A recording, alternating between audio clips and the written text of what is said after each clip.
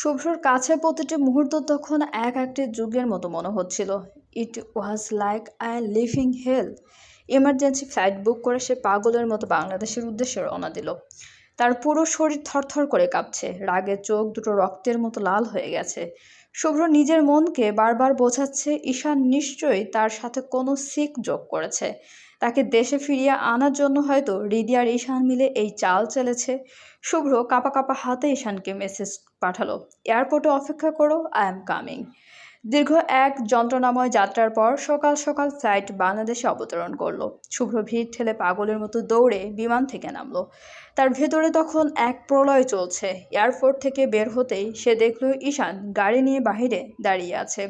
শুভ্র এগিয়ে গিয়ে ঈশান কিছু বুঝে ওঠার আগেই তার শার্টের কলার শক্ত করে চেপে ধরলো। দাঁতে দাঁত চেপে গর্জে উঠল শুভ্র, তোমার সাহস কি করে হয় হৃদিকে নিয়ে এই কথা বলার? হাউ ডেয়ার ইউ ঈশান। ঈশান কোনো প্রতিবাদ করলো না, শুধু এক চিলতে ম্লান হাসলো। সেই হাসিতে কোনো আনন্দ ছিল না, ছিল একরাশ বিষাদ। ঈশানের ওই নির্লজ্জ হাসি দেখে শুভ্রর শরীরের রক্ত যেন টকবক করে ফুটে উঠল। সে হিতাহিত জ্ঞান হারিয়ে পকেট থেকে রিভলভার বের করে ঈশানের কপালে ঠেকিয়ে ধরল, চিৎকার করে বলল, আমি তোমাকে শ্রদ্ধা করি, ভাই হিসেবে আপন ভাবি, তাই বলে আমার দুর্বলতা নিয়ে তুই মজা করলে তোকে আমি ছেড়ে দেবো না। Don't you dare to play with my emotions.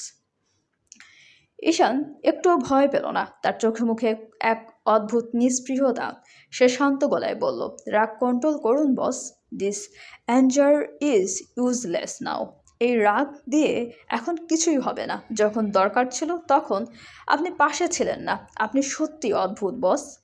শুভ্র নিজের উপর নিয়ন্ত্রণ হারিয়ে ফেলল। এয়ারপোর্টে শত শত মানুষের সামনে সে রিভলভার উঁচিয়ে ওপরের দিকে গুলি করলো। ঠাস, বিকট একটা শব্দে পুরো এলাকা প্রকম্পিত হলো। মানুষজন ভয়ে থমকে দাঁড়ালো। চারদিকে আতঙ্ক ছড়িয়ে পড়ল। শুভ্র ঈশানের দিকে তাকিয়ে আর্তনাদের মতো ডুকরে উঠল, this fucking you Ishan, stop this nonsense right now. মজা বন্ধ না করলে আমি কিন্তু তোকে সত্যি সত্যি খুন করে ফেলবো। ঈশান এবার নিজেকে সামলাতে পারল না। এতক্ষণ যে সম্মান আর ধৈর্য ধরে রেখেছিল তা যেন মুহূর্তেই ধুলোয় মিশে গেল। সে পাল্টা শুভ্রর কলার শক্ত করে চেপে ধরে দাঁতে দাঁত চেপে বলল, তোর সাথে মজা করতে আমার বয়েই গেছে। বিশ্বাস না হলে যা, তুই এই দুনিয়া কেন এই মহাবিশ্বের কোথাও বা আর হৃদিকেও খুঁজে পাবি না। হৃদিকে হারিয়েছিস তুই, চিরতরে হারিয়েছিস। You have lost her for ever. ফেলে রেখে গিয়েছিলে না মেয়েটাকে, একা একা কাঁদিয়েছিলি। এবার বুঝবি তুই হারানোর যন্ত্রণা কতটা কষ্টকর হয়। Now you will feel the real pain. ঈশানের এমন সাহসী কথা শুনে শুভ্র হিতাহিত জ্ঞান হারিয়ে ফেলল। তার ভেতরে তখন এক পাগলাটের দানব জেগে উঠেছে। সে সজোরে ঈশানের নাক বরাবর ঘুষি বসালো। ঈশান কয়েক ফুট দূরে ছিটকে গিয়ে পড়ল, কিন্তু শুভ্রর রাগ তাতেও শান্ত হলো না। সে পুনরায় তেড়ে গিয়ে ঈশানের কলার চেপে ধরে টেনে তুলল এবং দ্বিতীয় ঘুষিটা মেরে গর্জনে ফেটে পড়ল, কুত্তার বাচ্চা, কি বললি তুই? আমি হৃদিকে হারিয়ে ফেলেছি। শুনে রাখ, হৃদি শুধু আমার। হৃদি বিলংস অনলি টু মি। এই শহর ধ্বংস করে দেব আমি যদি হৃদি আমার না হয়। হৃদির অস্তিত্বে শুধু এই সাইফান শুভ্র চৌধুরীর নাম বয়ে বেড়াবে। আমার কাছ থেকে হৃদিকে কেড়ে নেওয়ার কারো বাপের পলার বুকের পাটা নেই। No one can take her away from me. ঈশানের নাক দিয়ে তখন গল গল করে রক্ত বেশ ঝরছে। ঠোঁটের কোণে জমাট বাঁধা রক্ত নিয়ে সে এক বীভৎস তাচ্ছিল্যের হাসি হাসল। মাটির দিকে তাকিয়ে ভাঙ্গা গলায় বলল, অলরেডি নিয়ে গেছে। দে হ্যাভ অলরেডি টেকেন হার। তুই শুধু তোর ইগো নিয়ে পড়ে থাক শুভ্র। তোর হৃদি এখন অন্য কারো। শুভ্রের কলিজাটা যেন ছিঁড়ে ফেটে যাচ্ছে। সে ঈশানকে সজোরে ধাক্কা দিয়ে দূরে সরিয়ে দিয়ে আর্তনাদের মতো চিৎকার করে বলল, কেন মজা করছিস এইভাবে? কেন? Why are you hurting me like this? কেন আমার দুর্বলতা নিয়ে বারবার আঘাত করছিস তুই? ঈশান এবার পুরোপুরি শান্ত হয়ে এলো। সে হাত দিয়ে নাকের রক্ত মুছে নিয়ে স্থির দৃষ্টিতে শুভ্রের দিকে তাকালো। তার কণ্ঠে এবার কোনো রাগ নেই, আছে শুধু একরাশ করুণা। সে বলল, আমি কোনো মজা করছি না বস, আই এম ডেড সিরিয়াস। হৃদির বিয়ে হয়ে গেছে। আপনি দেশ ছেড়ে চলে যাবার পর এখানে অনেক কিছু ঘটে গেছে যা আপনি জানেন না। শুভ্র দুই কানে হাত দিয়ে চিৎকার করে উঠল। তার মস্তিষ্ক এই সত্যটা গ্রহণ করতে অস্বীকার করছে। না না, আমি বিশ্বাস করি না। এভরিথিং ইজ এ লাই। সব মিথ্যা। হৃদি শুধু আমার, সে আমার স্ত্রী। তুমি সব মিথ্যা বলছো ঈশান, সব মিথ্যা। শুভ্র আর এক মুহূর্ত সেখানে দাঁড়ালো না। সে পাগলের মতো ছুটে গিয়ে গাড়িতে উঠল। স্টার্ট দিয়েই সে অ্যাক্সিলারেটরে সজোরে চাপ দিল। গাড়ির স্পিড মিটারের কাঁটা যেন মুহূর্তেই আকাশ ছুঁতে চাইল। সে উন্মত্তর মতো ছুটল হৃদিদের বাড়ির দিক। রাস্তার ট্রাফিক আইন সিগন্যাল কিছুই তার চোখে পড়ছে না। গাড়িটি এতই দ্রুত চলছে যে আশপাশের চালকরা ভয়ে গাড়ি সাইড করে দিচ্ছে। কেউ কেউ চিৎকার করে বলছে, এই ছেলের কি নিজের কোনো জীবনের মায়া নেই? শুভ্রের সত্যি নিজের জীবনের আর কোনো ভয় নেই। He has nothing to lose now. সে এখন এক উন্মাদ প্রেমিক, এক বিধ্বংসী সত্তা, যে তার প্রেয়সীর জন্য গোটা শহর জ্বালিয়ে দিতে পারে। তার চোখে তখন শুধু হৃদির মুখটা ভাসছে, আর কানে বাজছে ঈশানের সেই বিষাক্ত কথাগুলো। স্টিয়ারিং হুইলটা সে এমনভাবে চেপে ধরেছে যে তার হাতের শিরাগুলো নীল হয়ে ফুলে উঠেছে।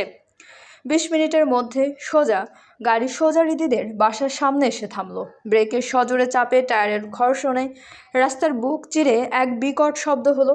শুভ্র হিতাহিত জ্ঞান হারিয়ে গাড়ি থেকে নামলো। ঝড়ের বেগে তার হাতের ধাক্কায় গাড়ির দরজাটা প্রচণ্ড শব্দে বন্ধ হলো। সে টলমল পায়ে বাসার মেইন দরজার সামনে গিয়ে দাঁড়ালো। তার আঙ্গুলগুলো থর থর করে কাঁপছে। সে কাঁপা হাতেই সে পাগলের মতো কলিং বেল বাজাতে লাগলো। সেখানে প্রতিটি সেকেন্ড যেন তার কাছে একটি অনন্তকাল। দরজা খুলতে দেরি হচ্ছে দেখে শুভ্র তার হিতাহিত জ্ঞান পুরোপুরি হারিয়ে ফেলল। তার ভেতরের রক্ত তখন টকবক করে ফুটছে। সে সজোরে দরজায় লাথি মারতে শুরু করলো। কয়েকটা প্রচণ্ড আঘাতের পর এক বিকট শব্দে কাঠের দরজাটা ভেঙে চৌচির হয়ে গেল। শুভ্র ঝোড়ের বেগে হলরুমের মাঝখানে গিয়ে দাঁড়ালো এবং নিজের গলার সমস্ত জোর দিয়ে চিৎকার করে উঠল, রিদি, রিদি, হোয়ার আর ইউ রিদি? এই রিদি, কই তুই? আমার সাথে মজা নিস? Stop this shot right now. খালি একবার সামনে আয়, তোর সব মজা আমি বের করবো। শুভ্রের গলার আওয়াজ পুরো নিস্তব্ধ বাড়িটিতে প্রতিধ্বনিত হতে লাগলো। তার বুকের ভেতরটা তখন ধক ধক করে জ্বলছে। চোখ দুটো আগুনের গলার মতো লাল। সে পাগলের মতো চারদিকে তাকাচ্ছে। হৃদির একটা ছোঁয়া বা তার কণ্ঠস্বর শোনার জন্য সে এখন মরিয়া। বাইরে আয় Hridi, I know you are here. লুকায় থাকিস না হৃদি, বাইরে আয়। ইমন সিঁড়ি দিয়ে ধীর পায়ে নেমে এলো। শুভ্রকে হঠাৎ এই বিধ্বস্ত অবস্থায় দেখে সে কিছুটা থতমতো খেয়ে গেল। অস্ফুট সরে বলল, ভাইয়া তুমি? শুভ্র কোনো উত্তর দিল না। সে রাগে ফুঁসছে, তার বুকটা হাঁপড়ের মতো ওঠানামা করছে। সে পাগলের মতো হৃদির নাম ধরে চিৎকার করে ডাকতে থাকলো। শুভ্র চিৎকারে রাবেয়া এহসানের ঘুম ভেঙে গেল। তিনি রুম থেকে বের হয়ে শুভ্রকে দেখে আটকে উঠলেন। তিনি পরক্ষণেই নিজেকে সামলে নিয়ে মুখটা কঠিন করলেন, শীতল গলায় বললেন, কে হয়েছে? কোত্থেকে হঠাৎ করে এসে ষাঁড়ের মতো এমন চিল্লাচ্ছিস কেন? শুভ্র তপ্ত চোখে ফুপির দিকে তাকালো। তার গলার শিরাগুলো ফুলে উঠেছে। সে চিৎকার করে বলল, ফুপি, হৃদিকে বের হতে বলো, নাহলে আমি ওকে মেরে ফেলবো, আর আমিও মরবো। আই এম গোয়িং ক্রেজি ফুপি, জাস্ট কল হার। রাবেয়া এহসান এবার তাচ্ছিল্যের হাসি হাসলেন। গম্ভীর গলায় বললেন, হৃদি তোর কে হয় যে তোকে আমি বের করে দেব? যে তাকে আমি বের করে দেব? তাছাড়া হৃদিকে কোথায় পাবি তুই? হৃদির তো বিয়ে হয়ে গেছে, জানিস না তুই? অবশ্য জানবেই বা কীভাবে? ফোন টোন বন্ধ করে তো লাফাত্তাচ্ছিলি। শুভ্রর ধৈর্যের বাঁধ এবার ভেঙে গেল। সে রাগে অন্ধ হয়ে টেবিলের ওপর থাকা ফুলদানিটা তুলে তুলে সজোরে আছাড় মারল। কাচের ঝনঝনানি শব্দের সাথে সে গগন বিদারে চিৎকার করে উঠল, বিয়ে বিয়ে বাল বিয়ে! হৃদিকে বের করো। মেজাজ খারাপ করো না আমার ফুপি। I will destroy everything if you don't bring her out. Emon এবার ভয়ার্ত গলায় বলল, আপু তো বাড়িতে নেই ভাইয়া, আপু তো দুলাভাইয়ের সাথে এখন। শুভ্র এবার নিজের কান চেপে ধরল। তার মনে হচ্ছে মাথাটা এখনই ফেটে যাবে। সে আর্তনাদ করে বলল, আহ, স্টপ দিস। বন্ধ করবি তোরা এসব মজা? ভালোই ভালোই বলছি, আমার হৃদিকে আমার সামনে এনে দে। শুভ্রের এমন পাগলামির খবর পেয়ে সোহান চৌধুরী, সাহেরা চৌধুরী, শুভ্রা এবং ঈশানও সেখানে হাজির হলো। কিছুক্ষণের মধ্যে ইকবাল এহসানও খবর পেয়ে হন্তদন্ত হয়ে বাড়িতে আসলেন। হলরুমের বিধ্বস্ত অবস্থা আর শুভ্রের উন্মাদনা দেখে সবাই স্তিমিত। শুভ্রের এমন হিতাহিত জ্ঞানহীন রাগ দেখে সোহান চৌধুরী চিৎকার করে উঠলেন, কি হয়েছে তোর? এমন করছিস কেন? শুভ্র তপ্ত চোখে সবার দিকে তাকিয়ে আর্তনাদ করে বলল, ওরা মজা কেন করে আমার সাথে? হৃদির বিয়ে হয়ে গেছে মানে? This is not a joke. এসব কোন ধরনের মজা? সোহান চৌধুরী কঠোর গলায় বললেন, তোর সাথে কোন কারণে মজা করতে হবে যাবে? তুই কি সবাই বিয়ায় লাগিস যে সবাই তোর সাথে মজা করবে? যা সত্যি তাই বলেছে ওরা। শুভ্র এবার গলায় বিদ্ধ শুভ্র এবার গলার সমস্ত জোর দিয়ে চিৎকার করে উঠল, হৃদির বিয়ে হয় কি করে? She is my wife. Hridi আমার স্ত্রী, ওকে আমি 3 কবুল বলে বিয়ে করেছি। আপনারা সবাই মিলে মজা করছেন। ভালোই বলেছি, স্টপ দিস ননসেন্স। মজা না করে আমার হৃদিকে এনে দেন। ইকবাল এহসান এগিয়ে এসে শান্ত করার চেষ্টা করে বললেন, শুভ্র দেখো, তুমি আমার সুমন্দির ছেলে, তোমাকে আমি নিজের ছেলের মতোই দেখি, কিন্তু বাবা এমন পাগলামি করো না। হৃদিমা আমার অনেক সুখে আছে। তোমার এমন পাগলামির খবরও শ্বশুরবাড়ির লোক জানাজানি হলেও ওর সংসারে ঝামেলা হবে। শ্বশুরবাড়ি শব্দটা শোনা মাত্রই শুভ্রের ধৈর্যের বাঁধ পুরোপুরি ভেঙে গেল। তার ভেতরের পোষটা যেন এবার খাঁচা ভেঙে বেরিয়ে আসতে চাইছে। হলরুমে সাজানো যা দামি জিনিসপত্র ছিল সব কিছু ভাঙতে সে উন্মত্তের মতো চিৎকার করে বলল, আল্লাহর ওয়াস্তে আমার হৃদিকে এনে দিন। Just bring her to me, নাহলে আমি সব কিছু জ্বালিয়ে দেব। I will burn everything down. শেষ করে দেব সব কিছু। শুভ্রের এমন বিধ্বংসী রূপ দেখে ঈশান আর চুপ করে থাকতে পারল না। সে দ্রুত এগিয়ে এসে শুভ্রের হাত ধরার চেষ্টা করে বলল, বস আপনি শান্ত হন, পাগলামি করবেন না, আগে সব শুনুন, সব কিছু শুনুন। শুভ্র ঈশানের কথা কানেই তুলল না। তার সামনে হলরুমে থাকা বিশাল বড় এলইডি টিভিটা ছিল। সে সেটা 2 হাতে তুলে নিয়ে সজোরে মেঝেতে আছাড় মারল। বিকট একটা শব্দে কাঁচ আর প্লাস্টিক চারদিকে ছিটকে পড়ল। সেই শব্দে উপস্থিত সবাই ভয়ে কান চেপে ধরল।